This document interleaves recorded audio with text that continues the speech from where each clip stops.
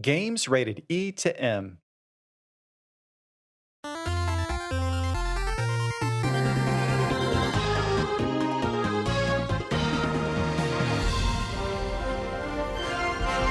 Welcome to Nintendo Power Podcast. This episode, we look at some of the hottest upcoming Nintendo Switch games in our Summer Games Preview.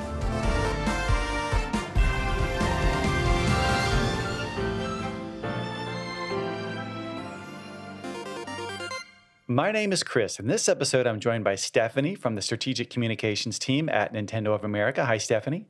Hello there. Hello, and Anthony from the social media team at Nintendo of America. Hi, Anthony. Hello. Thank you both for coming back on the show. We've had you on before, and it's always great to have you here. Now, I want to say first off that later in the episode, I'll be joined by Bill from Nintendo Treehouse and Delane Parnell, the founder and CEO of PlayVersus, in a special segment where we're going to talk about the cool new competitive play partnership between PlayVersus and Nintendo. So everybody listening should stick around for that. But first, guys, the weather has been getting warmer and summer will officially start in just a few weeks. And I don't know if this is weird, but I've always kind of enjoyed playing games indoors while I can see the sun shining outside the windows. Like it just puts me in the mood to have fun when the weather's nice.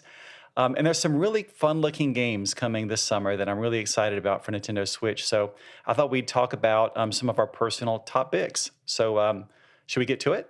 Yeah, let's do it. Great. All right, so to start with, I want to back up just a little bit and talk about two games that came out on May 21st, starting with Knockout City from Electronic Arts. Now we're actually recording this the day before Knockout City comes out, but I've been keeping an eye on this game, and it looks like it could be a really fun game to play with friends online all summer. Anthony, I think you've been tracking this one too, so can you maybe give a basic overview of the game for people who might not know too much about it yet? Yeah, so I think everyone kind of knows and loves the game of dodgeball. At least have heard of it if you're not an active player.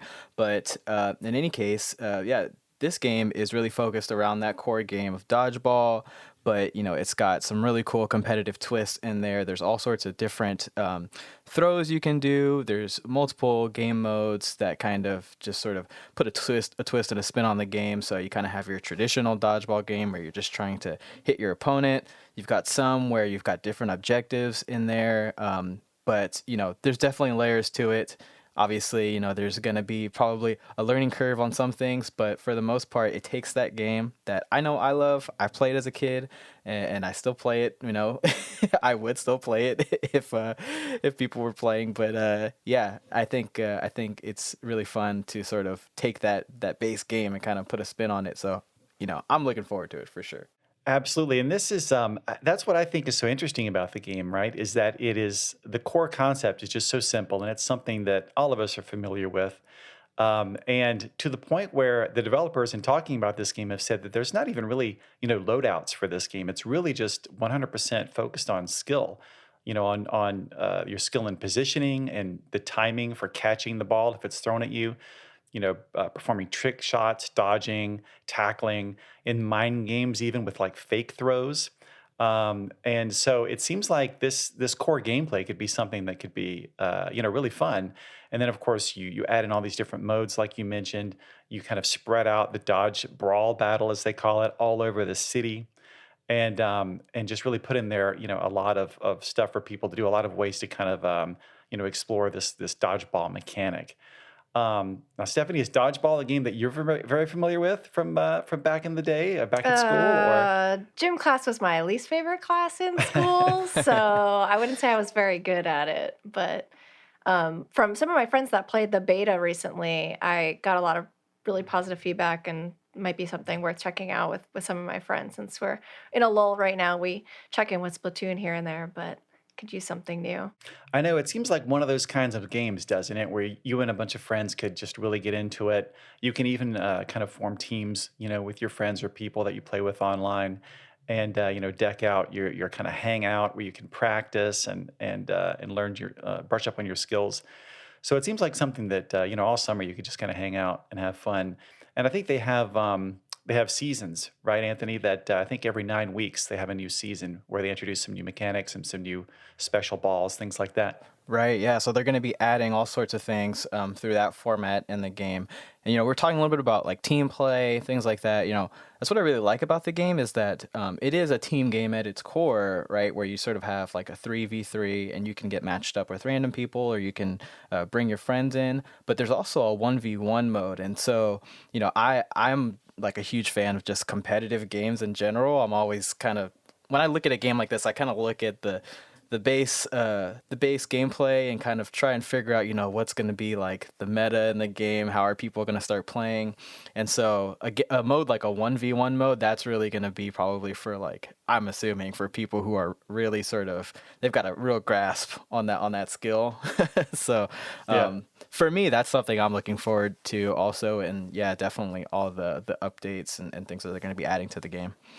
If it's mostly skill based, I'm kind of curious. Do you guys know when you level up, what is the like? What are you ranking towards? Is it mostly gear? Because what I saw in the trailer is they were heavily leaning into style being a big part of the game. Yeah, there's definitely a lot of cosmetics. You can unlock new hair, clothes, or kind of special effects for the balls. And each player earns XP after each match, whether you win or lose. And you can get extra XP by like completing contracts, which are like special challenges. So so yeah, I think there's a lot of ways, to continue to kind of grow and build as you play the game. So that's one of those things that even as a solo player that gets me excited. Anytime I can kind of continue to grow my character over time, especially even if I'm losing, I still get XP, so that's fun. One of the cool things that I didn't realize about this game at first is that it's from Velan Studios, which is the team that worked on Mario Kart Live Home Circuit. Hmm. So it's Yeah. cool to see this team kind of coming out with really outside the box ideas, and I'm always, especially being a Nintendo fan, that's something you really look forward to, I think, these kind of very different experiences. Yeah, yeah, no, I agree. I think that's really fun, because it kind of just speaks to sort of, this is a game that it's not quite like Mario Kart Live home circuit, but you can definitely tell that all the developers put a lot of passion in the game and definitely have a different perspective on how this game plays and how it works. So yeah, I think that part of it is actually pretty exciting. Absolutely. Yeah, you can tell this team is really passionate about their ideas. And just a couple other last things I want to mention is this game has crossplay with other platforms, which is always cool, and has built-in voice chat. So, when you're playing on teams, that should come in pretty handy. All right, so the other game I wanted to talk about that just came out is Metopia from Nintendo. Stephanie, have you had a chance to play much of this game? Yeah, I downloaded the demo and was messing around with it a little bit. And I kind of play these games a little bit the way used to play The Sims, is I'll fill them with friends, you mostly people I know, and sprinkle, of course, with maybe some boy bands or TV characters that I love. So that's your focus when you're making these me characters then? Yeah, I just love seeing the like really silly interactions of like people you actually care about being in wacky, weird situations and people that they would never encounter in real life and try to either match them together in battle or in future harmony romance. It's super fun for me. And man, the demo is so wacky and weird and over the top. It's very Nintendo in the best way. Yeah, the humor of it, and it's described as a comedy adventure, and the humor of it really, makes me think of past games that focus on me characters, like a Tomodachi Life, even though they're very different types of games. Hmm. But some people may be familiar with the original version of Metopia that came out a few years ago on Nintendo 3DS. But like you touched on, Stephanie, the point of this game is you create your Miis or you import Miis that you've already created.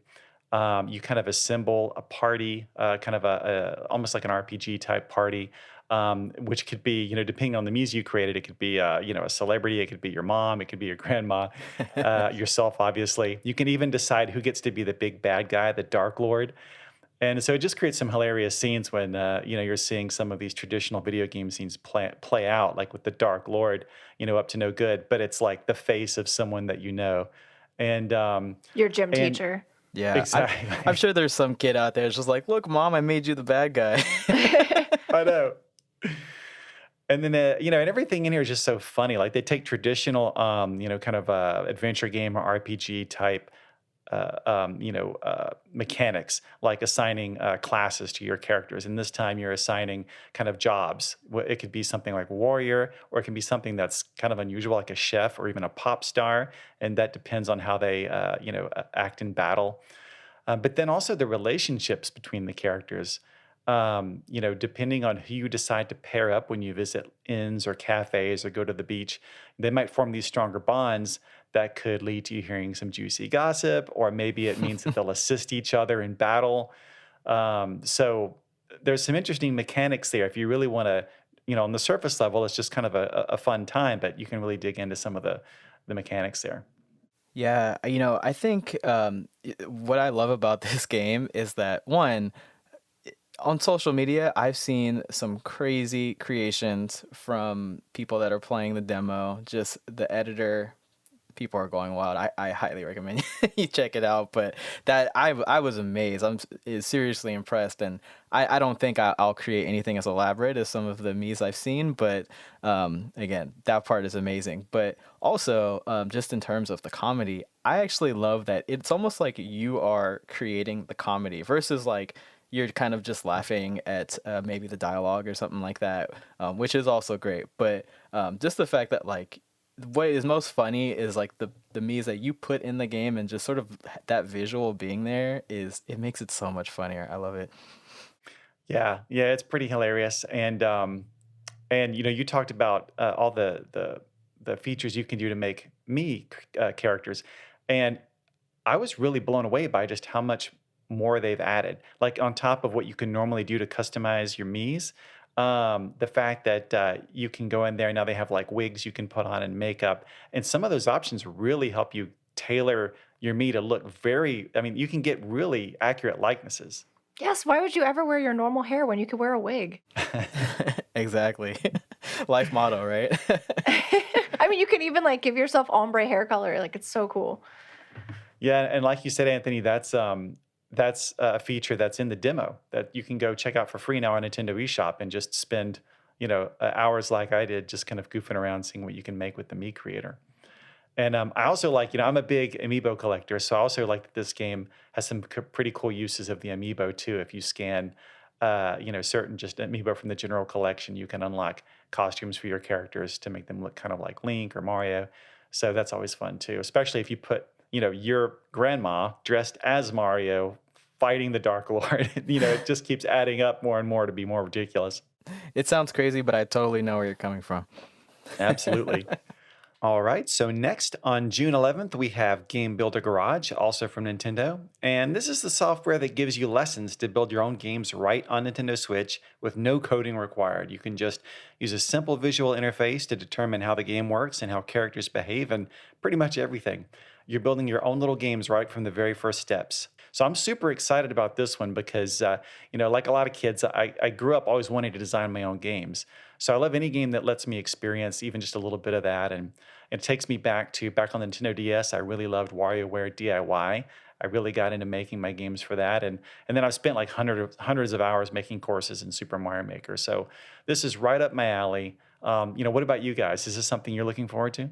Yeah, you just mentioned Super Mario Maker. I thought of you when, we kind of saw this game announced because I know that you're a really big fan of sort of these types of games where you can, really create some crazy and really amazing things. But yeah, I wish when I was a kid that I had a game like this because I remember very vividly when I was younger, like doing, when you're in school, you do like those collages of like kind of what you want to be when you grow up and the things you're interested in. And I wanted to be a game designer at the time, and I there weren't really any like great tools like this, at least not super accessible to me. So I'm jealous that yeah, some kids really get to learn game development this way. But yeah, I'm excited for it. I'm gonna dive in and sort of relive my childhood and and maybe I can learn some cool things through this. Yeah, it's super cool because, like, when you're in school, I mean, a lot of kids don't even think about that as a potential career path as an option. I mean, they ask if you want to be a vet or a doctor or whatever, which also wonderful choices, but it's really cool that there are tools that you can access now as, at a young age to kind of dip your toes into what you might be interested in doing, which is really cool. Chris, do you think I know your son really likes to play Mario Maker, Super Mario Maker with you. Do you see this as something you guys might play together? Absolutely. He was the first person I thought of when I saw this game. And, I almost wish I'd had it a couple of years ago because he actually, even though he's 11, he takes coding classes. And he's actually kind of made his own little games that just blow me away with what he can do. But, what's cool about Game Builder Garage is it really starts you out on about the fundamentals of like building a game, right? Like, even without having to know coding or specific programming languages, it kind of teaches you the what's the word, like the just the overall idea of it, the basic concepts. It kind of gets you thinking in the way of a programmer, even though you're just kind of on the screen. It's as simple as you're connecting one object, drawing a line to another object, and now they both kind of work together. And from those small steps, you just kind of build onto that and build onto that until you've got something. You've got a racing game, or you've got you've built a game of tag, or you've built a side-scrolling space shooter, and you can even go in and draw your own custom graphics or sprites. And so you can kind of really make something unique and different if you invest the time into it and kind of go through all of the step-by-step lessons and learn those skills. But it's such a great introduction. Even if you just play it at kind of a surface level and take the lessons, it's just such a great introduction to the concepts, the basic concepts of programming. Yeah, yeah, no, I think yeah, that's a good point. Like the basic concepts of that it's interesting because you probably feel, or at least I know some people probably feel like it's a little bit intimidating to learn these things, and I feel like the way it's presented, you kind of realize like, oh, I can do this. These are concepts that are common in game development, and it's not as crazy as you might have thought. So yeah, I definitely think that's a key point. It like will hopefully help you. I think it'll make people think in a totally different way because when you play games, right, the most basic concept being like, ice slash sword enemy KOs. There's so much more to it. It's just like calculator math happening in the background of like, okay, when sword happens, thing disappears, it'll literally remove like health bars, and there's so many elements that you have to think about that I think when you play, you don't really have to parse all of that. Yeah, just playing or just creating my own courses in the Super Mario Maker games really, it was almost like, seeing the Matrix, right? Like now when I play another game, I kind of have a new understanding and appreciation of it. And it's, what I experienced building my course in Super Mario Maker is just a tiny fraction of what it takes a real game designer to build a game. But it did kind of enhance it for me in a way, and I can kind of appreciate games on a new level. So now I wonder, after I kind of learn more of these programming concepts from Game Builder Garage, how that might make me, what I might notice in other games that I didn't notice before. So I think that's going to be cool too. And this is one of those games that it's a little tough to describe.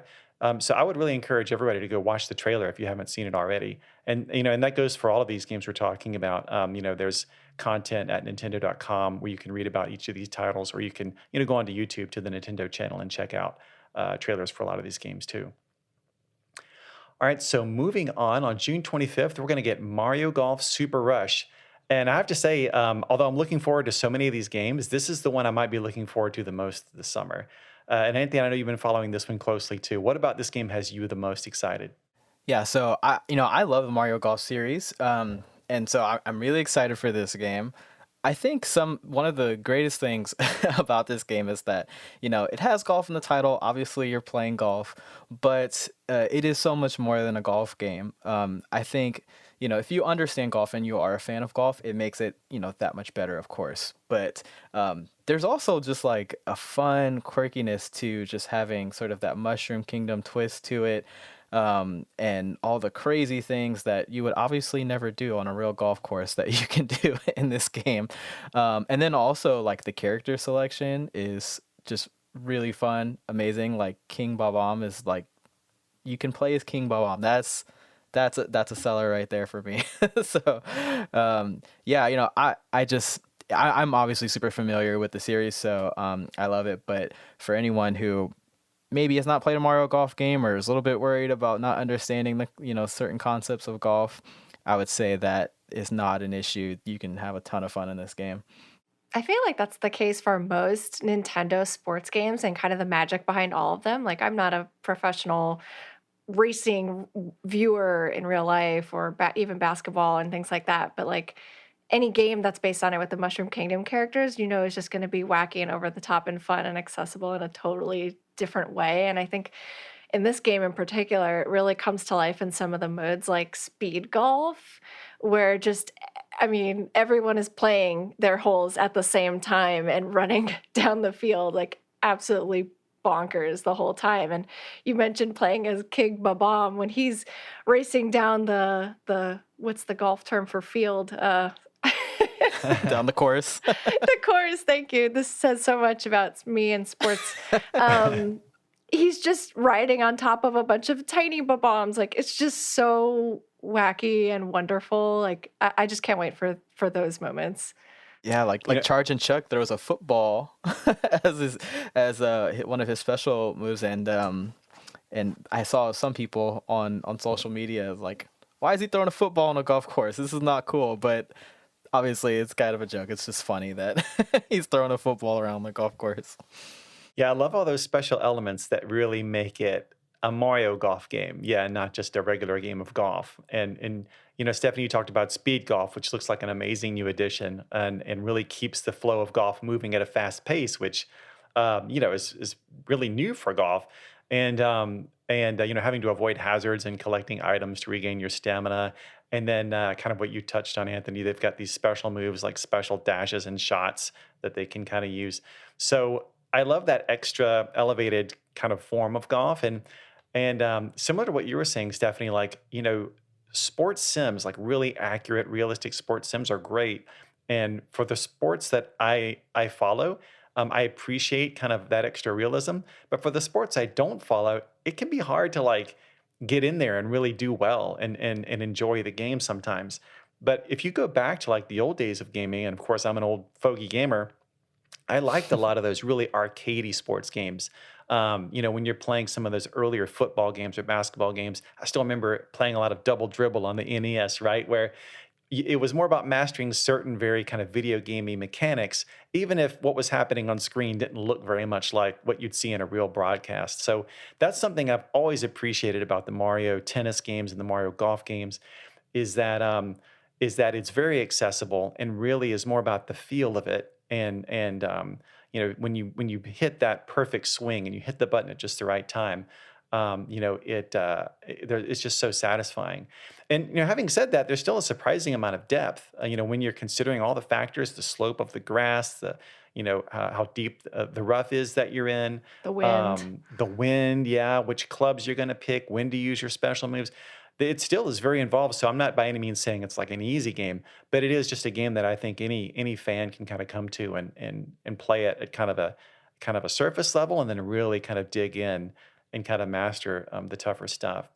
And I got to jump right to the thing that I'm most excited about with this game is Golf Adventure, because ever since there was like an RPG mode in the Mario Golf on Game Boy Color way back when, I think it was about 22 years ago now, I've been really wanting this to come back, because as much as I love playing individual holes of golf, I love it even more when I'm gaining experience, I'm leveling up stats, and I'm going through a story and talking to a lot of Mushroom Kingdom characters. And then eventually I can take that character that I've leveled up and basically made a god on the golf course. I can take that into the multiplayer modes and really benefit from all the hard work I put into the golf adventure mode. So that's what I'm really looking forward to. I want to see all the boss battles that they're going to introduce. Like that was something that really intrigued me as being part of the story adventure mode there. Oh, yeah. Yeah, for sure. Yeah, no, I agree too. I think like when we talk about sort of like the Mushroom Kingdom twist, the boss battles, that feels like where it really comes into play. Like you're doing things that are not going to be seen in any golf course anywhere in the world. So I really like that part. And then also one thing I was thinking, and Stephanie, you were kind of mentioning like, you're not too sure, or at least you're not too familiar with golf, but it's kind of cool that like, even though the game is obviously not akin to like a sim golf game, there's still a lot of things in there that are really kind of just key things to know for golf, like clubs, different types of shots. Like you kind of learn like what a birdie is or something like that. So I think that's kind of a cool element to it is that you do get a little bit of sports knowledge in there also. Yeah, absolutely. I think in the early days, I think I learned the rules of sports from a lot of video games, Yeah. and it eventually turned me on to watching some of them. So, just a couple other things to note, like Anthony, you touched on this. There's a lot of cool characters in this game. You mentioned King Babam and Charge and Chuck. Pauline's also joining the roster for the first time. There's 16 characters in total. You can play the game with up to 3 other players locally or online. So I'm going to be doing a lot of both of those. And I could go on and on about this game, but it's definitely one that I'm going to be playing. It's going to be sunny outside. It's going to be sunny on the course, and I'm just going to be enjoying a lot of golf this summer. And then next on July 16th, we have a big one. We have The Legend of Zelda Skyward Sword HD. Now, of course, this is a remaster of the original Wii game with several enhancements. And can you believe it's already been 10 years since that game came out?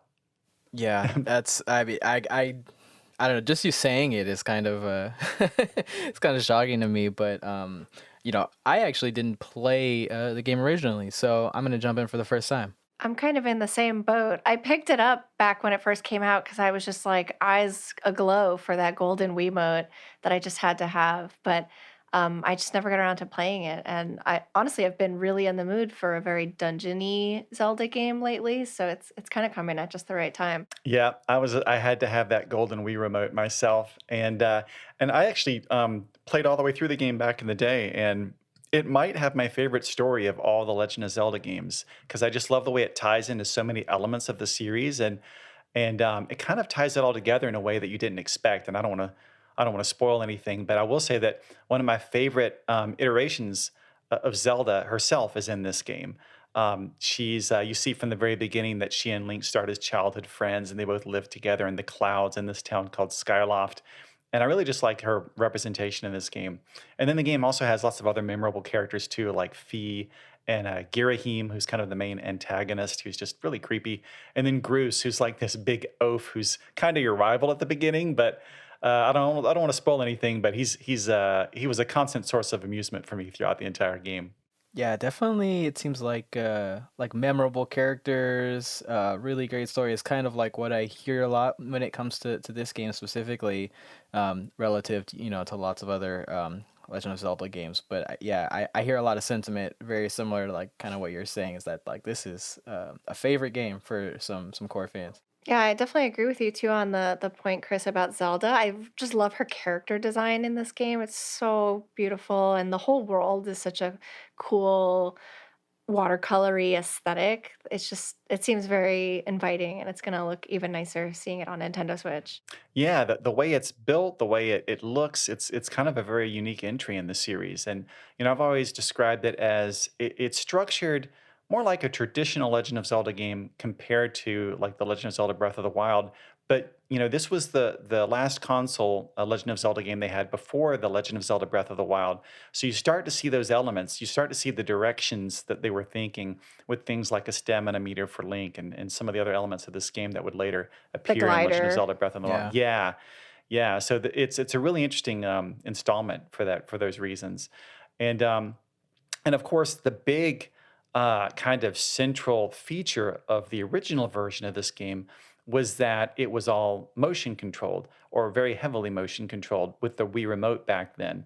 And so even the way that you would swing the sword would be you would be swinging the Wii remote controller, either a downward slash, upward, diagonal, horizontal, and then certain elements of the game require you to slash in certain directions. So you might have giant, chomping plant monster, for example, who will bite at you either kind of with its mouth horizontally or vertically, and you kind of have to slash in the right direction to defeat it. So I found that to be really satisfying and kind of a fun, kind of actiony, puzzly element that they'd added to the game. But of course, now with this new version, you can still do motion controls if you like using a Joy-Con controller, or you can just use buttons. And the way that they've still used buttons but kind of mapped the sword control specifically to the right control stick is really interesting. So that allows you to easily kind of flick in any direction and still kind of, like I said, interact with the game in those ways where it's you specifically have to slash horizontally or vertically or diagonally.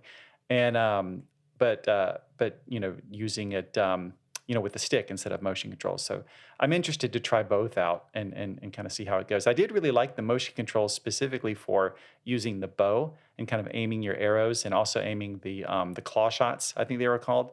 So I think there's definitely advantages to both styles. And then, I saw, Anthony, you were posting about the Zelda and Loftwing amiibo figure that's going to be coming out for this game as well. And, I'm an amiibo fanatic. I've collected every amiibo so far.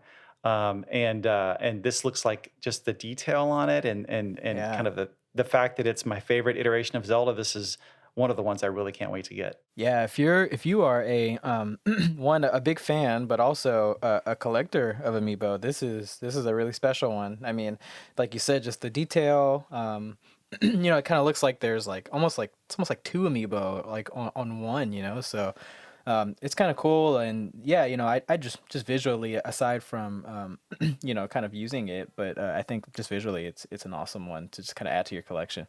Yeah, and then of course, if you use it, we put a trailer out explaining this, but it can allow you to warp back and forth between the land and the sky areas from any point, which will be great and kind of handy. I will say that there are plenty of save points in the game, and so save points is traditionally in this game where you're allowed to warp back and forth between. So you're never that far from a save point. So it's not certainly not necessary, but definitely nice to have. If you've got the amiibo to be able to use that functionality. So, I just can't wait to play through the game again with all these new features. And I'll be really excited to hear, what you guys think, being able to experience this game and this story kind of for the first time all the way through. Yeah, I think definitely like I'll have to try using the motion controls as much as I can because having not played it originally, but having lots of friends who have, like I've heard that they enjoyed that part of it, and that it was the way it's incorporated is just really clever and fun. And I'm just curious to see it, how it all works now that I mean I've played plenty of games that use motion controls now, but I'm definitely curious to see just like how great it really is. So yeah, I'm definitely going to try that first probably. Yeah, I think I'm definitely gonna do the same. I like to get really invested and play in TV mode for games like Zelda, so I think I'm definitely gonna try the motion controls first. That's awesome. It's the opposite for me because I've already played through the original version of the game with motion controls. Now I want to try the button, but I'm definitely going to try them both out. You mentioned the story, Chris, as this one being one in particular that really stands out to you in the series. And I think that's one of the things that's drawing me into not wanting to miss it this time around because I've just, I won't go into spoilers, of course, and how much can I go into having not played it, but I've just seen some really interesting stuff about the Master Sword origins being something that you can learn about here in this game, which is just so cool as someone who's played so many Zelda games over the years. So I think those are the nuggets that I'm really looking forward to when I experience this game.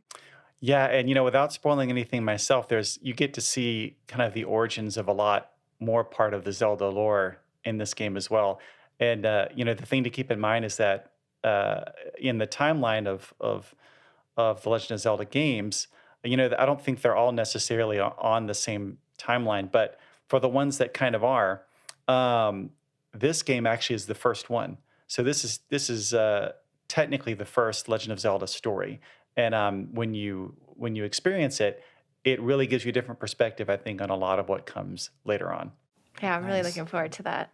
You mentioned the amiibo, and we talked about the golden Wiimote though. But did you want to talk about the fact that there's also going to be new shiny blue Joy Cons Oh for this yes. release? Oh, that totally slipped my mind. Yeah, I'm trying to picture them in my head right now, but they have some cool designs on them, right? Yeah, they're both shades of blue, but they do have gold accents on them, so there's a little bit of a throwback to the original. That's great. And I haven't splurged on you Joy-Con in a while, so this might be where I actually It's do time. It's that. Yeah, time, it's Chris. it's time.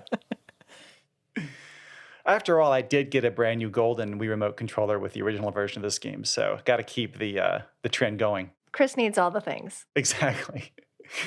All right, so later in the summer, on August 27th, we're finally going to be getting No More Heroes 3. I feel like I've been looking forward to this game for a long time. And, of course, this game is being developed by Grasshopper Manufacture, who also developed the first two games on Wii that I really enjoyed. And, these games have a crazy kind of rebel spirit to them. They just have such over the top action, definitely M-rated action, by the way. But it's an all out action game where you complete missions around town to earn money to enter these ranked battles. And your goal is to work your way up through the galactic superhero rankings to stop an evil prince and his 10 alien assassins from taking over the earth. So, right away, how can you not be interested in a game where that's what's going on? Yeah, and when you say it, it sounds pretty wacky, but it is just as wacky as you say it is. It's very believable, but that's the best part of it. Yeah, obviously, like it's a hack and slash sort of game, so like if you like that, definitely it just adds to the pleasure of all the craziness that's going on. But I kind of like that, there it's like it pays homage to obviously like lots of different games, but it's almost like you're not just getting one game experience. You're getting all different sorts of experiences as it relates to like different genres of game, obviously all kind of based in that core hack and slash mechanic. But I really appreciate just how they sort of pay homage to different series and different styles. So it's definitely a unique experience, not just your typical action game. Yeah, that's actually something that I most look forward to in this. They did a bit of that too in the last entry, Travis Strikes Again, which I've really enjoyed the zaniness of. But for this one too, I was already seeing that there's like motorcycle races and turn-based JRPG combat sections and all kinds of You're stuff. you're mowing a lawn at one point, I saw. Yeah, yes, I kind of feel guilty in a way, but like I love random tasks and odd jobs in games. So when I saw that they ask you to do things like mow the lawn to like pay an entry fee to fight boss battles, I was like, oh, that's for me. That's the one. Uh-huh. Yeah, isn't it? It is weird so how sometimes like the mundane activities of life are the most fun things to do in a video game. Yep. Like mowing a lawn, just going to the It's store. perfect. You just want it to look clean and perfect, but you just don't want to go outside and do it for real. That was some of my favorite parts of the second No More Heroes game. They actually had all these kind of like odd jobs he would do to earn money, and in that game they were all presented in like as like old school pixel arcade type games, and you'd be like collecting coconuts from trees, or I think they had a lawn mowing one in that one too. But it was just all sorts of like mundane stuff. But it was great because Travis Touchdown, the main character of the game, was the one doing this stuff, and at times he's like this really, goofy guy who just, spends all of his time on games and anime. At times he's like this smooth kind of like underworld figure. But he's always just entertaining to watch no matter what he's doing. So, if you've got him pushing a lawnmower, even that's going to be fun. Yeah, I mean, the game is always so meta about everything it presents. Like from what I've seen so far, it's promising to be full Suda, which I am here for. That's right. Yeah, Suda51, who is has one of the most distinct voices, I think, as a games creator. And you can tell he's such a big wrestling fan, and you can see that in these Yeah. games. They're very influenced at times by like lucha libre wrestling, or Travis Touchdown doing suplexes on people in addition to slashing with his beam katana. Oh, and one of the cool things they're adding this time is there's like a skill tree, and there's also like this death glove thing that he gets. So, you can change, I guess, the chip combinations in the death club to kind of adjust your fighting style. So it seems like there's extra strategy there now in terms of how you can kind of build your character out and configure him to fight in different ways. So I can't wait. I've been waiting a long time, and I'm ready to play this game finally. Just to get to have fun with Travis Touchdown again is going to be a very fun thing to do this summer. Yeah, I feel like I know when I know I really enjoy a game when I'm kind of just like playing and I'm like, really? All right, I guess we're doing this. Like like those are the moments where I'm like, yeah, this game's good. So I feel like I get a lot of those moments in this series. There was one, I forget the specifics of it, but there was one boss battle in one of the past games where they had this huge kind of like cinematic story scene build up to it. And it looks like it's going to be this impossible boss, and it just builds up and builds up. And then before you even get a chance to fight, like something happens and the boss is just done for, and it's like over. And it's like there really actually is no boss fight. But it was just such a great, funny kind of gag that those type of things just pop up in these games all the time. And you can tell they had a lot of fun just throwing all their ideas into these games. Yeah, and Travis Touchdown has an amazingly cool motorcycle that you use to get around town. So I've definitely spent a ton of time just driving around that motorcycle in Yeah. past games. Yeah, it's going to be fun. All right, so we could talk for hours and hours about all the games that are coming. There's just so many, but we only have so much time. So I'm going to move us to a lightning round so we can squeeze in a few more of these games that I know that some of us really want to point out to people. And I'm going to start with Aerial Knights Never Yield from Head Up Games, which actually came out May 19th. And this is a side-scrolling 3D runner where you run, jump, slide, dash. The game has a really cool style and great music, and a free demo. So what's not to like? I was just playing the demo for this week, and the music was incredible and such a cool take on runners that I've never seen before. So I need to check out the full game. Yeah, yeah, definitely. Same here. The music definitely was one thing that caught me. So I haven't checked out the full game yet, but that they sold me on that part already. So I'm definitely gonna check it out. Absolutely, that music is really cool. And then on May 24th, we had Shin Megami Tensei 3 Nocturne HD Remaster from Atlas and Sega. So, this is the fan favorite RPG is back with remastered 3D models and backgrounds, new difficulty settings, the ability to save your progress anywhere, and they've added Japanese and English voiceovers. So I think fans of that series will have a lot to look forward to. And then World's End Club from Izanagi Games and NIS America on May 28th. Stephanie, I think this is one of the ones you were looking forward to. Yeah, I mean, anyone who's listening and has already played the Famicom Detective Club games, this one might be up their alley. It's a mystery adventure from Kotaro Uchikoshi at the writing helm, who's known for some of his fantastic stories like 9 Hours, 9 Persons, 9 Doors. I feel like I always need to double think, make sure I got that order correct. Yeah, and it just follows a group of students that are stuck in this weird, mysterious theme park, and you have to escape, but first partake in a crazy game of fate to test your friendship. I didn't realize that was the same creator. Was it 9 Hours, 9 Person, 9 Doors, if I'm saying Yep, that right? yep, There you yep. go. I remember that game was like a really big kind of collector's game for, what was Hmm. it, Nintendo DS? Yeah, Nintendo Um, DS. had a really hardcore fan base. So that's awesome. So I'm definitely going to check that out. And then next we have DC Superhero Girls Teen Power on June 4th. Play as Wonder Woman, Supergirl, and Batgirl, save Metropolis from classic DC supervillains. Stephanie, this is another one I think you were mentioning. Yeah, I'm a big fan of the TV series, so I think this is going to be a fun one for families to actually get a chance to play as their favorite heroes. Not just the heroes, but also you get a chance to play the villains too, like Catwoman and Harley Quinn. So that'll be super fun. But you also get to balance life as a teenager going to school. This sounds pretty interesting, and I love all those DC characters. All right, so on June 10th, we got Ninja Gaiden Master Collection from Koei Tecmo. And I played the first of these games back in the day, and let me tell you, it kicked my butt pretty hard. Like, these games can be really challenging. I did manage to beat it, though, so I'm thinking maybe enough time has passed, I've built up the courage to play the other games in this collection. Yeah, I cannot resonate with you more on that. This game is there is lots of pain you will feel from not being able to get past a certain part or get a certain combo off, but once you nail it, it feels so good. So definitely, they can be challenging, but it's worth it. Yeah, when it's flowing, it's pretty cool and stylish, so it's worth getting good. Then on June 24th, we have Legend of Mana from Square Enix. This is a remaster of the original 1999 JRPG that has kind of a cool new graphic style. The characters are still pixelated sprites. I mean, they're very detailed pixelated sprites, but the backgrounds are these like lushly drawn illustrations. So just looking at this game, just seeing what it looks like has made me very interested. Yeah, this game is a favorite of a bunch of my friends, so I've always wanted to try it, and I've been feeling a little nostalgic lately for JRPGs. So I'm hoping this is going to hit the sweet spot. Yeah, it's another one of those opportunities to jump in and play an improved version of a game you might have heard of before and never had a chance to try.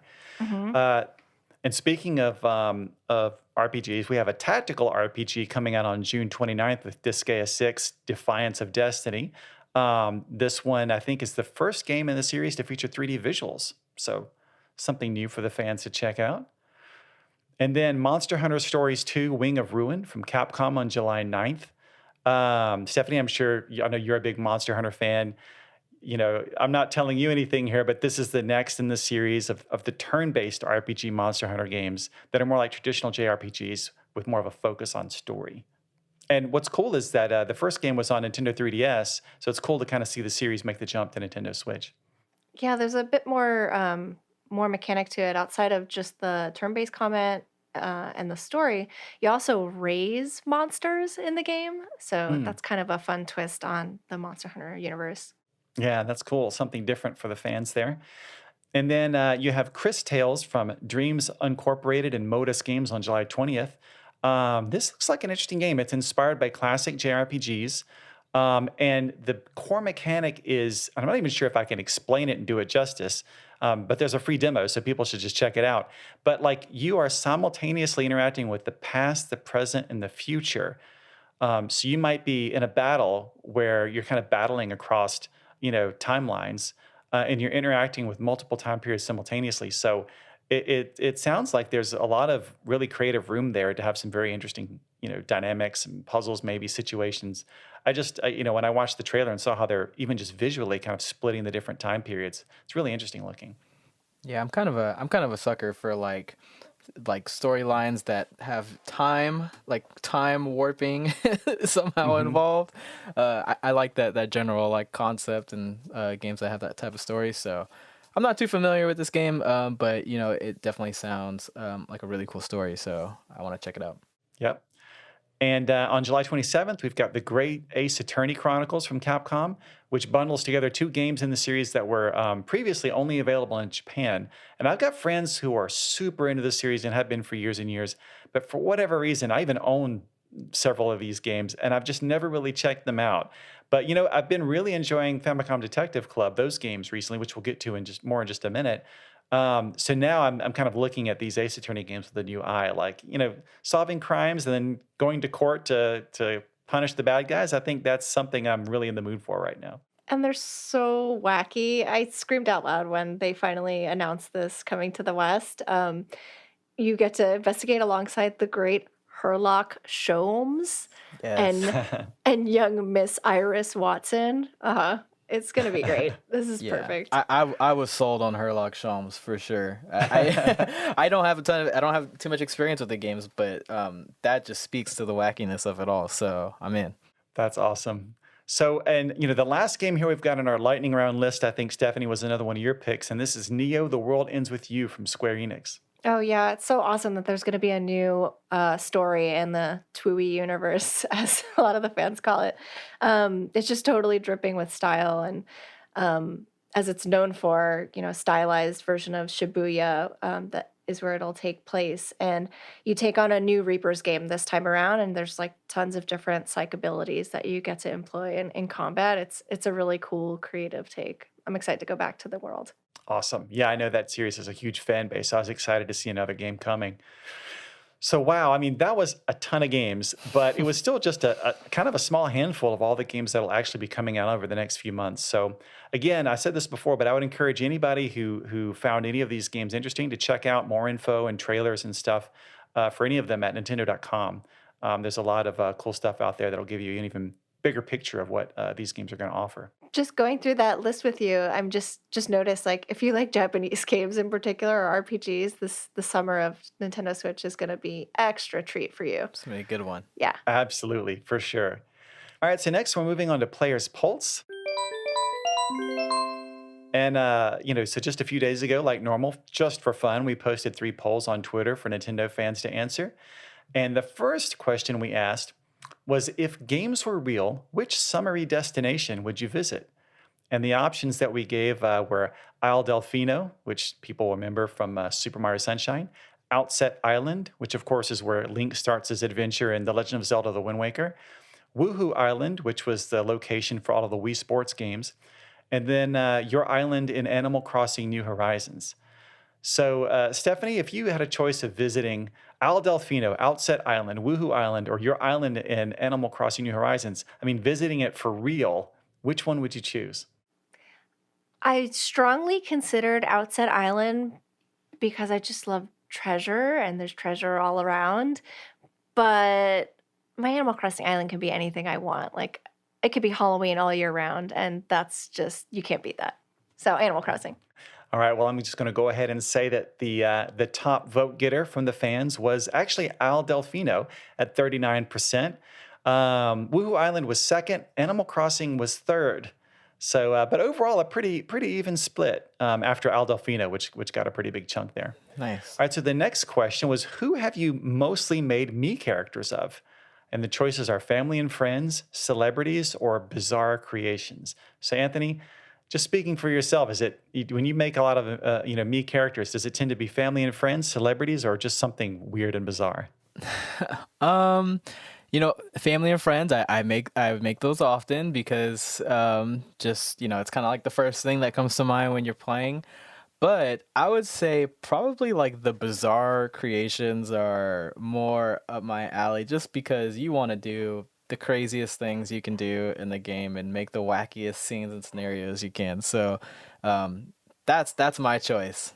I don't know what the people said, but Like that's what I putting feel like. mouths up by your eyebrows kind of stuff. Yes, Yeah. like Oh, any and creepy. everything. All the crazy What makeup you can add too. when I'm waiting in that online waiting room to play a match in Mario Kart 8 Deluxe, and I'm like, how did that guy get a giant ant on his face? And then you start dissecting the pieces. Okay, those are the eyebrows. All right, so bizarre creations. Actually, the fans agreed with you, Anthony. That was the top vote getter at Nice. 48%.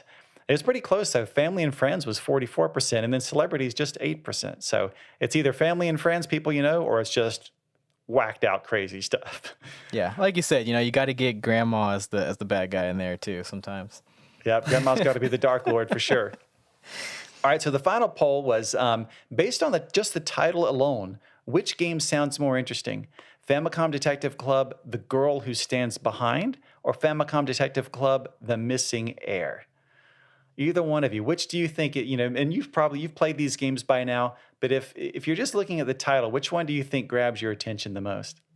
Well, I mean, I'm just gonna go on a limb and say I feel like the girl who stands behind is has less of a. It doesn't really tell you what the story is all about as much as the missing heir maybe. So I would probably say the girl who stands behind. But Stephanie, what do you think?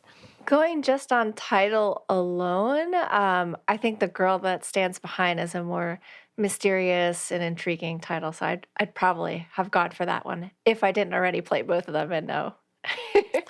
I would have too, and in fact, that's the game I started with because I found the title so intriguing, and the fans agreed. They chose that one 60% to 40% for Famicom Detective Club: The Missing Heir. So still not too far apart, all things Hmm. considered. And speaking of those Famicom Detective Club games, we are now going to move over to Nintendo Power Game Club. And we're going to talk about Famicom Detective Club, The Girl Who Stands Behind, and Famicom Detective Club, The Missing Heir. These both just came out on May 14th, and I had been really looking forward to them because, I'd always heard about the original games that came out back in the day in Japan in the late 80s, which never came over here. And, Famicom, of course, means, it stands for Family Computer, which was the name of the Nintendo Entertainment System in Japan.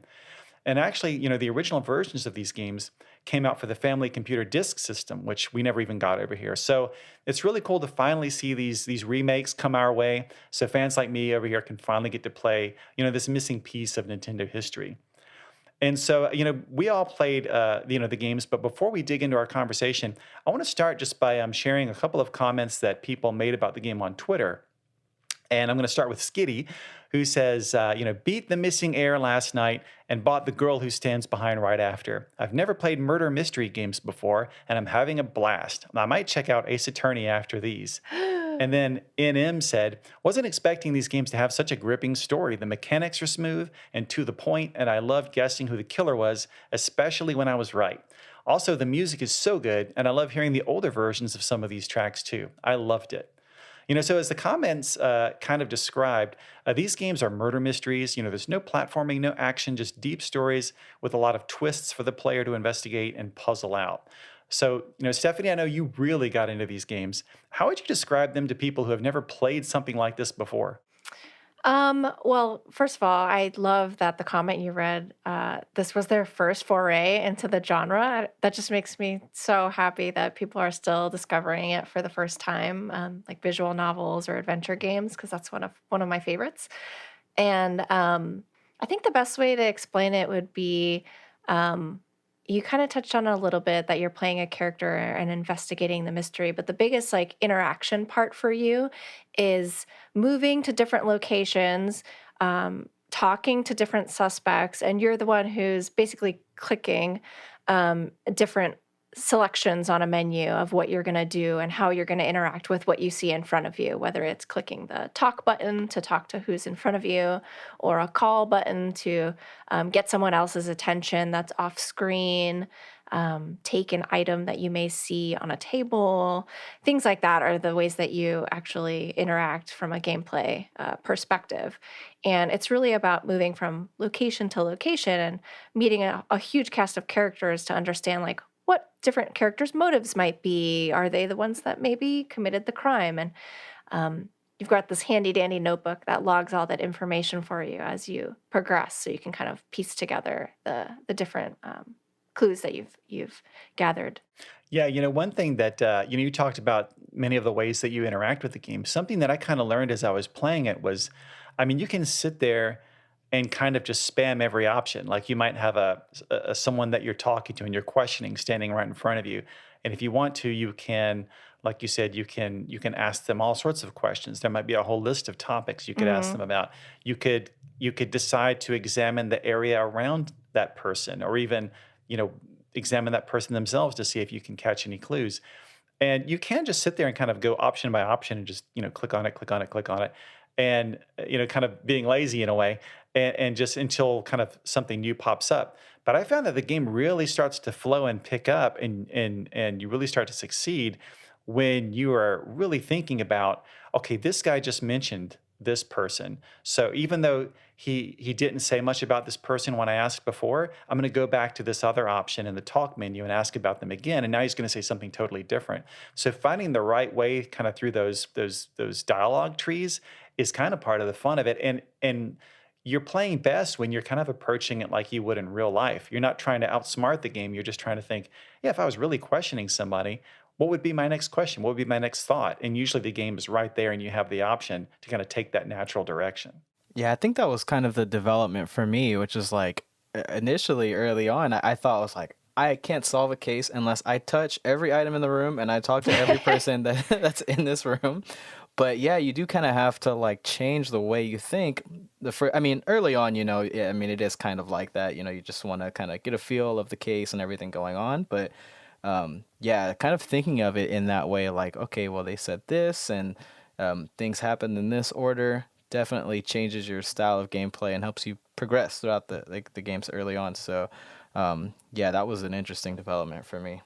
It also really uses a big surprise for me, as someone who plays a lot of these games, is just how sometimes it is pretty creative with how they use those options that you have to interact with the characters. There was one moment, and I won't spoil it, but you're literally trying to talk someone off a ledge, and you have to use the actions that you have in front of you in a very new and different way. You really have to think about what you have in front of you other than talk or take or explore. And it's pretty cool, and it really surprised me of how they use that. I won't lie, there were some moments where I was staring at every single option for like a long time, but I mean, it's like you said, it's that mindset. You have to sort of think of the situation, but yeah, I definitely was just like, I don't know what else to press. I've pressed every option. I can't move forward. Well, I do like that it's broken up into both of the games are broken up by chapters too. So when I was playing, I was texting with one of my friends the whole time of just like, oh, did you get to chapter 6 yet? I don't want to spoil it for you. And she's like, oh my gosh, yes, let's talk about this crazy twist that just happened. And what do you think's going to happen? We had very much like a fun book club style of play while we were going through both of them. But on the flip side, it also was helpful to, if we ever got like unsure of like what's the next step or something, we could talk about like the chapter point that we're at. And, oh, have you thought about talking to so and so yet? And you're like, oh, I forgot about him. I haven't been to his house in an hour or whatever. That's right. And you have a surprising amount of freedom sometimes because, sometimes the game really kind of pushes you toward a certain location or a certain person. And other times you're just back at your detective agency and you have the option to kind of travel and go see various different people at various locations. So you really have to think about it. And I love it when the game surprises you with kind of new mechanics. Like at one point, I had to piece together kind of a theory of what I think was actually going on or what I had just learned. And it almost became like the way it was presented in the game was almost like a test. It was like, do you think such and such, was such and such? And then you have to kind of fill in the blank with multiple choice options. And every time I picked one, I think this is right, but I'm nervous. And every time I got the, correct, it felt great. And so I love that even when you're just kind of sitting there making your own deductions, there's like a fun mechanic in the game to kind of piece all that together. And channel your inner Angela Lansbury. Exactly. Yeah, I will say like being invested into the game that way too. It makes those moments like some of those like aha moments like so much more exciting. Like I genuinely like kind of just like popped off at some moments like like with shocked face and everything, having like figured it out, or like when you figure one thing out and then a key moment happens in the next scene. So yeah, I think having that investment in it definitely makes the payoff so much better. But it's exciting either way. But I think that's definitely part of it. Well, that's definitely the hook, and the cool part about that too is like there's multiple mysteries usually playing throughout the story as you progress. And what's really fun is when you really hit that crossroads of when they start to intersect and you're just like, now I really need to know what happens. This is crazy. I can't believe how they overlap. And I know when I was playing specifically the Missing Heir, I don't remember the exact chapter, maybe 8 or something. Something started lining up and I just couldn't believe it. And I played until like 3 a.m., just had to see it through to the end. It just kept unraveling in such an interesting way. It's almost like reading a great book or watching a really, a TV show that you're really into, and you just have to get through the whole season to see what happens. Only you're actually kind of driving the story because it all relies on you making the right choices to get to the next part. And kind of to that end of just the storytelling and the presentation, I was really impressed with the visuals. I mean, there's a lot of animation, and the backgrounds are all really, wonderfully kind of painted. And this is I'm not super familiar with the originals, like I said, since the old Famicom games didn't come over here, but. This is a massive. This has to be one of the biggest upgrades a remake has ever gotten because it looks great and so much voice acting. The voice acting is all in Japanese, but of course it's subtitled, and but you can still pick up on the performances Yeah. I'm really enjoying it. I actually, just to touch on that a little bit more, the voice acting is in Japanese, but I think it felt really natural given the settings of both of the games. Hmm. For The Missing Heir, it takes place largely in the Japanese countryside. So it kind of feels really fitting given some of the themes you encounter, just hearing it in Japanese at times. And the talent is really top notch. Like the voice actor for the protagonist that you play as is Ogata, who is very well known in like the anime universe for works like Neon Genesis Evangelion as the main character and things like that. So really top talent in the game, and it comes through in the performances they give. Yeah, and, some of the performances they give in certain moments, along with the music, which is amazing, can really kind of like make the game feel spooky and like creepy. And I remember there was one part when I was playing the girl who stands behind, where all I did is I went from the front of the school around to the back of the school, where no one else was hanging out. But the music gets kind of like creepy, and you get the sense that Yeah. the girl whose murder you're investigating had once come back here, and you don't know why. And I'm like looking over my shoulder. I'm like, what's going to happen in this place? So I love the games when they get really spooky like that. Yeah, I feel like it's not just like or I mean it's also just like the little sounds and things like that you hear like, like sort of like when you uncover a key element of like a case or something and makes that little like that kind of like chime that like doo doo Hmm. doo doo doo doo. It's kind of like Yeah. spooky but also like aha. So I think those moments they definitely like just add to the suspense of the cases. And also, again, just thinking about The Missing Heir since I played that one first, so it really stuck with me. One thing I wasn't expecting is you have the main overarching murder mystery, which in this game is the head of the Ayashiro clan has been Hmm. murdered, and you're going to the countryside to figure out like who would do this. She's the head of a wealthy family, so there's a lot of shady ties to them, and a lot of greedy family members, and trying to figure that out. But that's not the only murder, and so as more things unravel and more characters get killed, I was just like, I thought he was the guy, and now he's gone. Like, Yeah, I wasn't expecting that at all, and it happens a few times. yeah, I definitely had to hit the drawing board. Thinking specifically, I mean, like you're talking about the missing, or I had to hit the drawing board a couple times. Again, like, well, I guess what I thought that first time around was not what's actually happening here. Yep, yeah, there's a lot of twists. It's really fun. That's awesome. Yeah, I'm really enjoying these games. I haven't beaten both of them yet, but I'm definitely going to keep at it. And it's just so cool to finally be able to play, like I said, these missing pieces of Nintendo history, but like, bigger and better than they ever were back in the day. Yeah, and it's also written by Yoshio Sakamoto, known for the Metroid series, which is really cool.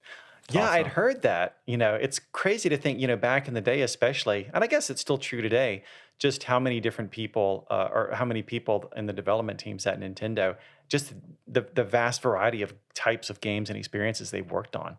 It's Yeah. pretty cool. Yeah, Yeah, it's he came wild. back to help with this one too, and oversee the project, which was awesome. That's fantastic.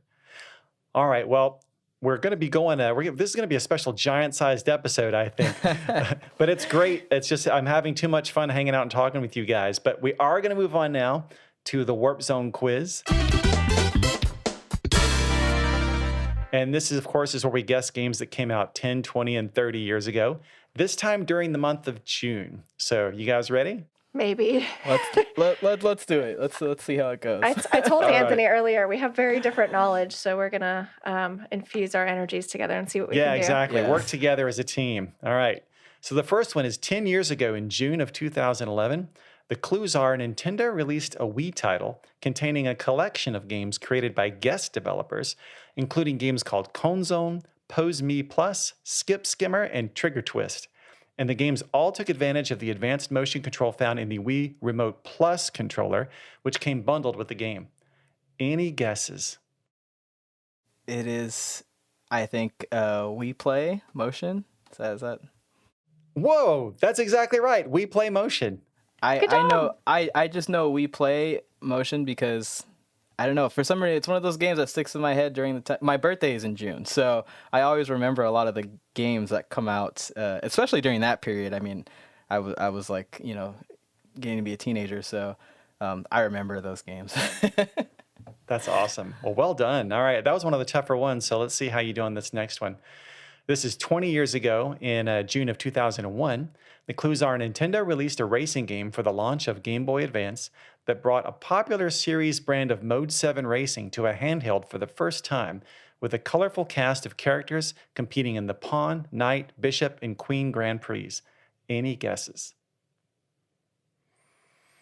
I'll say the story in this game took place 25 years after the series' original Super NES game, so a certain captain is nowhere to be found this time. I was gonna say F-Zero originally, but I was nervous. Well, you're most of the way there. I'll just go ahead and Oh, say it's F-Zero Maximum Velocity. This was actually a launch title for Game Boy Advance, which, can you believe, turns 20 years old this month. My Another gosh. wow. I was just thinking about that series. another big reminder of how long I've been enjoying these games. And the system, just FYI, also launched with Super Mario Advance, which included Super Mario Brothers 2 and Mario Brothers, and Castlevania Circle of the Moon, which I absolutely loved back in the day. So, really cool month for handheld gamers. Well, Stephanie, I'm glad you said you were nervous and said it because I too was nervous. So I was waiting for you to say it. I thought about it right away, but then he said the chess pieces, and I was like, wait, was that what they were called? Yeah, it's kind of a weird, in a series of like really cartoony, nutty kind of racers, that it's all, named after the elegant chess pieces. Yeah, Yeah. unexpected. All right, so this last one here was 30 years ago, June of 1991. This rare developed game introduced NES players to Rash, Zitz, and Pimple in one of the most challenging beat 'em ups ever created, with one of the most infamous stages on the NES called Turbo Tunnel, which had players dodge walls at high speed on their speed bikes? Is Any it guesses? Battletoads? That's right, Battletoads. Okay. Battletoads, yeah, I remember that. Like, not from when I was 1 year old, but, I do remember the game. Their All goober right, names is what clicked in my brain. yeah, those are goober names. All right, so 3 for 3, great job, but you're not clear yet. You've got the bonus question. This is an audio question, and I'm going to play a sound. In this case, it's kind of our first jingle that we're using here. I want to see if you guys can guess what it's from. Here we go.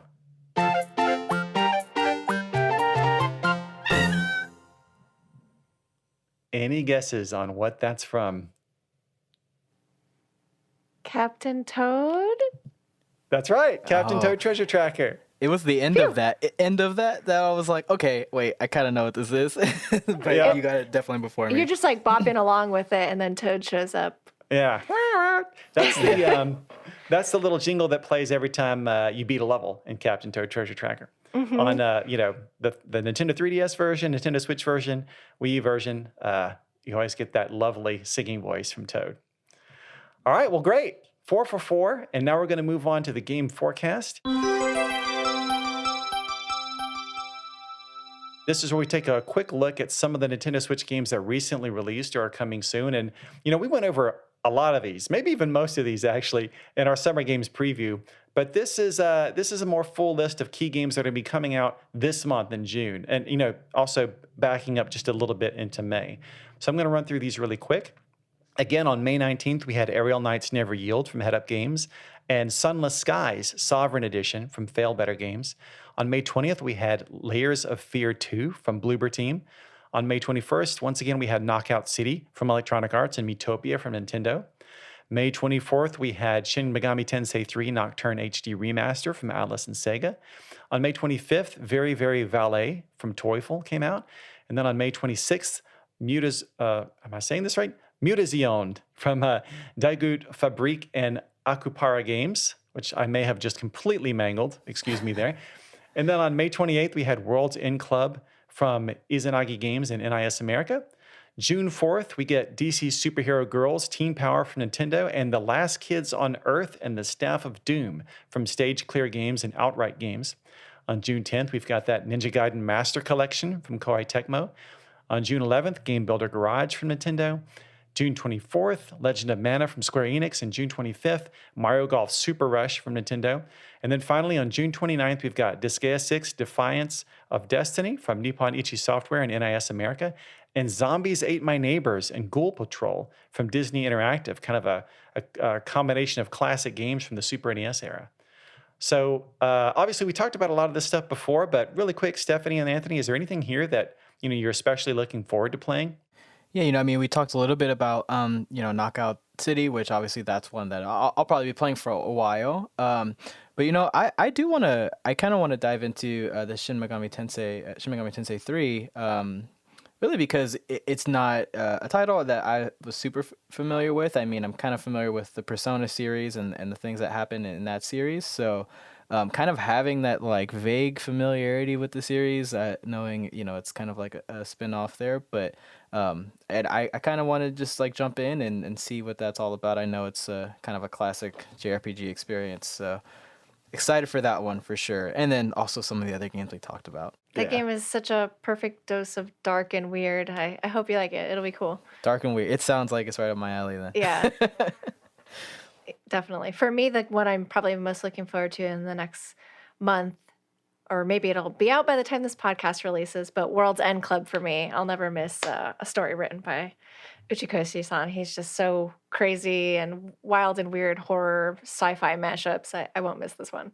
Awesome. Well, I kind of said this before, but I think for the whole summer, really, Mario Golf Super Rush is what I'm looking forward to the most. But, Game Builder Garage, Knockout City, Miitopia, there's so much here. I'm going to be plenty busy. All right, so we actually have one more special bonus segment left that I recorded earlier about Nintendo's new competitive play partnership with PlayVersus. So Stephanie and Anthony, I'm going to let you go here before I switch over. But thanks for coming on the show. It was a real blast talking about all these games with you. Likewise, always super fun, always a pleasure. Yeah, so much fun and so much to play. I know. Now I'm just realizing like how big my backlog is going to be. Mm-hmm. All right, well, good luck with that, and we'll see you next time. Bye. All right, bye.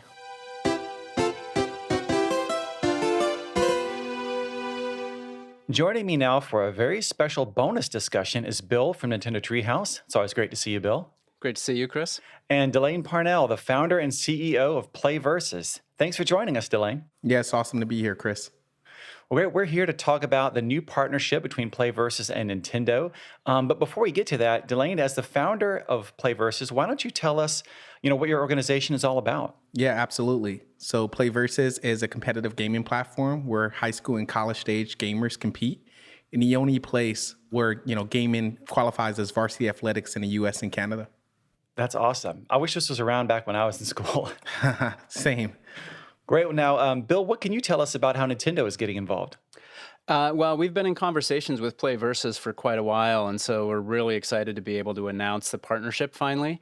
Play Versus is going to be bringing Super Smash Bros. Ultimate and Splatoon 2 to their high school seasons this coming fall, and that means that high school students all over the country, U.S. and Canada, are going to be able to join teams and compete against other schools and potentially earn a varsity letter in Super Smash Bros. Ultimate and Splatoon 2. And so that we're really excited about. Mario Kart 8 Deluxe is going to get added in the spring. And for us, this is an important next step as we continue to look at ways to increase and expand and kind of diversify our support for competitive play across a number of different Nintendo games. That's awesome. So just more ways for people to join in. And Delane, so what do you think about being able to add these Nintendo titles to what Play Versus has to offer? Oh, we're super excited, about adding Nintendo IP. A lot of people around the company grew up playing Smash. There's a lot of nostalgia around the IP, specifically that IP. We, in fact, have a Smash League internally. My team is hopefully the front runner for this upcoming season. We're playing our seeding game soon. And so, yeah, we're pumped about it. It's a big part of our everyday life. It means a lot to be in partnership with such an iconic brand as Nintendo. Can you talk maybe just a little bit more, for people that maybe aren't as plugged in, like, what the experience would be like if people are able to join in and what I don't know, what a season might be like, just kind of how it progresses? Sure. And so, we have an official partnership with the NFHS, which is the National Federation of State High School Athletic Associations. They govern and write the rules for all high school sports in America and, also are affiliated in Canada. We partner with their state associations. There's typically one in each state. And with those state associations, we roll esports down to their schools. Schools can build programs. Those programs stretch across many games and reach as many kids as there's interest at a particular high school. A couple key points there is that typically a football team or a basketball team may have roster limitations. An esports program does not. It's also co-ed, so it's the first time in traditional sports and activities where boys and girls can compete on the same roster side by side and, amongst each other with no separation in that competition. Kids would compete in 2 4-month seasons every single school year. So one in the fall, one in the spring. Each season features a preseason, a regular season, and then a postseason. There's certain amount of matches that you play in a regular season. The best teams qualify for the postseason, and then they compete for either a state or a regional championship, depending on which market they're in. And it's a ton of fun. We've had now 6 seasons. We reach roughly 43% of all high schools in the country today. And kids are, really passionate about being able to display their talents, and we're excited that they're able to be recognized for them. The other thing that's really great about this, at least from a Nintendo perspective, one is the programs, they're based there in the school. They've got coaches from the school that are overseeing the programs and helping the kids through the season and the program and everything. For us, we look at Splatoon 2 and Super Smash Bros. Ultimate, and we see those 2 games in a couple of different positions competitively. With Splatoon 2, there's a core kind of competitive community, but it can be hard to find opportunities to form teams and participate. And I think this is a tremendous opportunity for people who are, have played Splatoon 2, but have never actually competed on a team to find a much easier way to form a team and start getting active competitively. I think, as we all know, Super Smash Brothers has a very devoted and passionate community that has a really strong competitive scene. But even what we've seen is that there are a lot of people who play Smash Brothers who might never make the leap to participating in a tournament, and particularly for kids on the younger side of things, in their teen and high school years, this becomes a great way for them to participate at a level of play that is commensurate with sort of their own skill level. They're not going up against people that have been competing for years and years and years for a long time in the competitive scene. It's their chance to kind of dip their toe in, compete, and get a taste for that, and then we'll see where hopefully we'll start to see more and more players coming together and getting an interest in playing Smash Brothers competitively that way. I think it's also great because at the same time, because of these high school team structures, it's a great way for kids who maybe won't participate in traditional high school sports to find kind of a place where they can have a similar type of experience and build that camaraderie with a team as they're playing on their local high school team and competing in Super Smash Brothers Ultimate and Splatoon 2. Yeah, and just to piggyback on to Bill's point, we found that Play Versus helps drive discovery as well. 50% of our players on some of our most popular titles had never played that particular game before. They started competing on Play Versus. And so, we're going to be able to reach, kids who currently play both Splatoon and Smash and eventually Mario Kart Deluxe. But we're also going to, help bring new players to the titles. That's fantastic. So how can people find out if, first of all, if their school participates, or even if not, how they might be able to organize something and join in? Yeah, you just sign up on playversus.com. If your team already has a program, we'll let you know upon signing up. If your team does not have a program, as a player, we'll allow you to refer a coach. That coach can then also sign up and then verify you as a student and help build, you guys together can help build that program. And if you've already invited a coach, then that coach will get a notification, and we'll, use our operations team to help get a program started there. That's awesome. And I was checking out playversus.com a little earlier myself, and it looks like there's a lot of other good information there too that people can check out. Yeah, absolutely. Yeah, and we're partnering with Play Versus also to help ease schools onto the program. There's going to be, I think an opportunity for a select number of schools to be able to get a Nintendo Switch system into the school through Play Versus investments and efforts. And from the Nintendo side, we're going to be looking at providing software to the schools that are participating. And so there's going to be, I think, a lot of opportunity for people whose schools are already a part of Play Versus to add these games, and hopefully we'll also see more schools interested in adding the overall Play Versus program to their own sports offerings in their schools. Well, that sounds fantastic. And guys, I guess we're just about out of time, but is there any last comments either one of you would like to share about this partnership? Yeah, I think, look, this partnership with Nintendo, to us is a true testament to the product and experience that we built for our community, but also an indicator of the demand for competitive gaming at the scholastic level and what a cultural force it's become. We really believe that, we exist to serve our community, and we're proud and humbled to be the ones to build this alongside them in partnership with Nintendo. And so we appreciate Nintendo for trusting in Play Versus, and we're excited to bring, these titles to schools across the country everywhere. Well, Delane, I just want to take a moment to thank you and the team at Play Versus for all the work that has gone into this. It has been a great partnership. It is, I think, a really great initiative, and we're excited to be able to talk about it and announce this program. And we're excited to see competition begin in the fall at the high school level on both Super Smash Bros. Ultimate and Splatoon 2. And for us, this is, as I mentioned, an important first step as we continue to look at ways to improve and enhance our support for competitive gaming across our games and platforms. We're really looking forward to seeing the fruits of this initiative, and looking forward to continuing to share more information on future plans and support of competitive play overall. So thanks again, Delane, and really excited at this opportunity. Yeah, absolutely. Thank you. Well, like I said, I just wish I could have taken advantage of this back in the day, but my son is about the right age, so maybe he'll be able to join up and have some fun. So, well, Delane and Bill, thank you so much for coming on the show and talking about this, and I can't wait to find out more. Thank you. Thanks, Chris. That's it for this episode of Nintendo Power Podcast. If you have any comments or questions you'd like us to consider answering on the show, you can email us at nintendopowerpodcast@noa.nintendo.com.